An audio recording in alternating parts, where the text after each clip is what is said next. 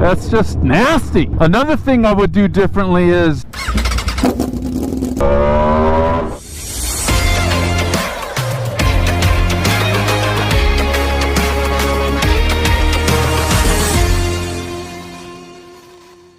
I just realized I have not seen the SC Project GP22 exhaust on a Tuono before. If you guys have, please let me know where. I'd love to check it out. Let's take this beast back to the shop. And on the ride, I'll let you know what I would do differently if this was my personal motorcycle.